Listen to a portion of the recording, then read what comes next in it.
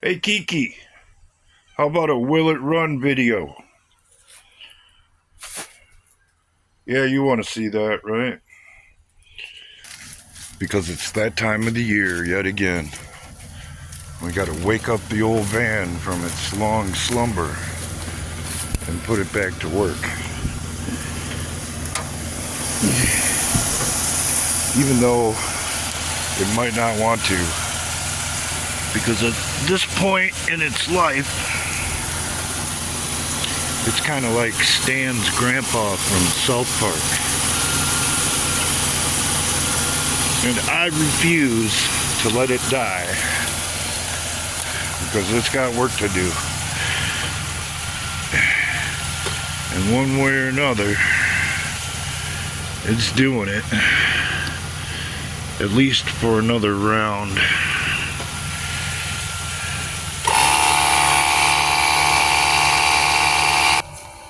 It's kind of an interesting case, actually. Because there was a time, believe it or not, when this thing was really something.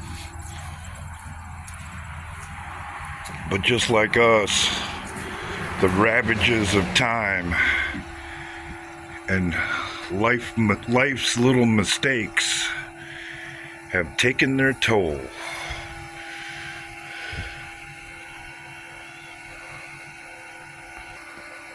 Suppose I ought to pull that TV out of here one of these days, because it isn't like I'm going to use it anymore.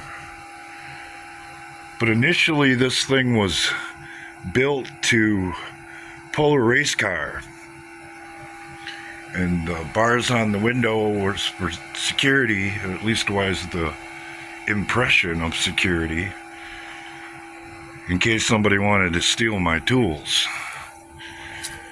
But they ended up being used for something else. Because my dog, well, my last dog, Harley, loved riding this van. And if I left without her in this thing, she would tear up the entire house. I could leave in my little car and it was all cool, but do not leave her behind if this van was involved. As a matter of fact, let me show you something here. She was such a nut, and if you go back through it, you can find videos of how she acted in the van, that when I went inside of the grocery store or wherever we might stop at, she would do interesting things to the van. Number one was chew up the seat. So I ended up putting this seat out of a 2001 Lumina in here, which is in a way a whole nother story unto itself. You see all those scratch marks? That's from the dog. See those little dents in the top of the door there? Those are teeth marks, because she'd gnaw at the door because she is so excited to be out in the world. True story. There isn't a serviceable piece of door molding on this entire van, because she tore them all out.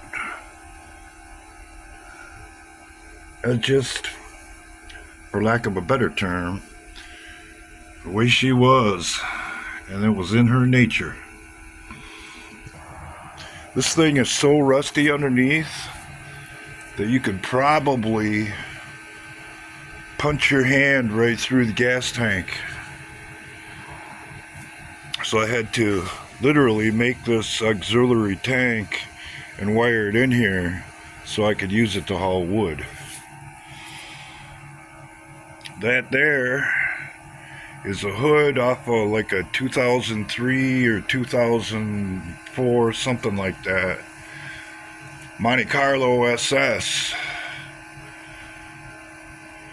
Oh no, Impala SS, the one with the 3.8 turbo.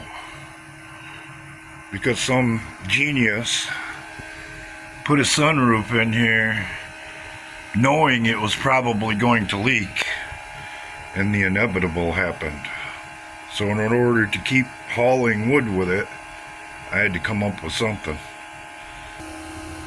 Like I said, it's the mistakes we make that usually teach us the most. And generally it has to do with how you correct said mistakes. Because sometimes the process that you have to go through to correct your own mistakes can end up getting kind of involved and complicated.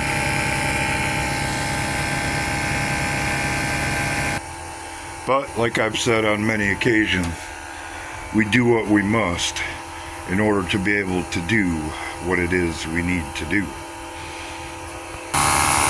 There are literally examples of that all over my place, my life, my yard, my everything. It's just the way it is.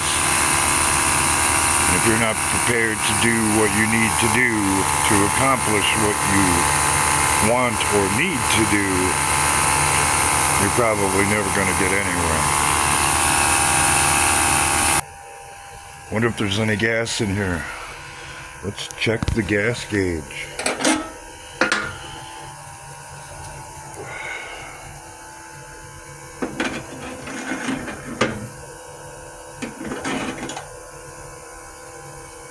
Well, I guess we can call that a little gas. Wonder what's going on under the hood.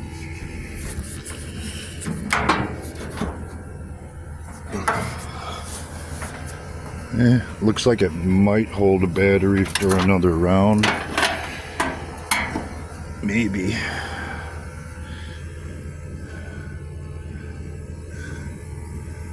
Wonder if there's any oil in it.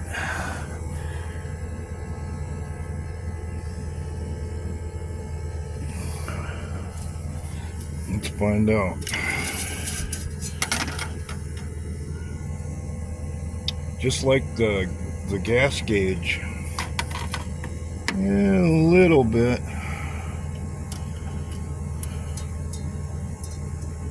But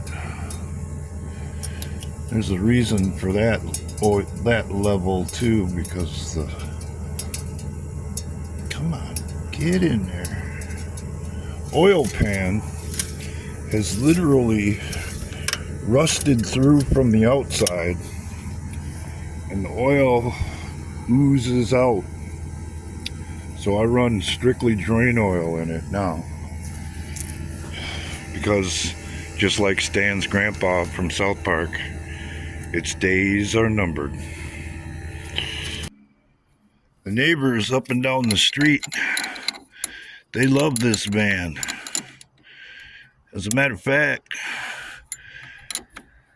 I have a couple of letters from the township saying how much they appreciate its beauty. The funny thing is, though, if you read the letter,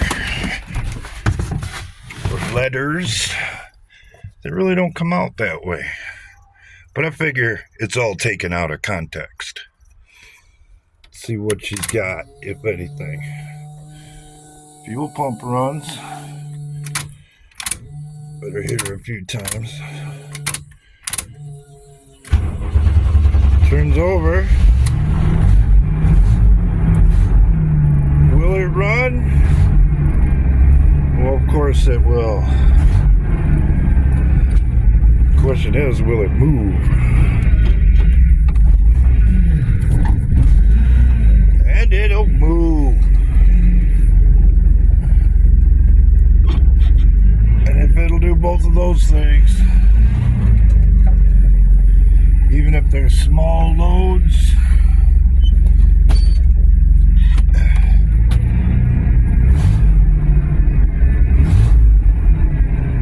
haul wood.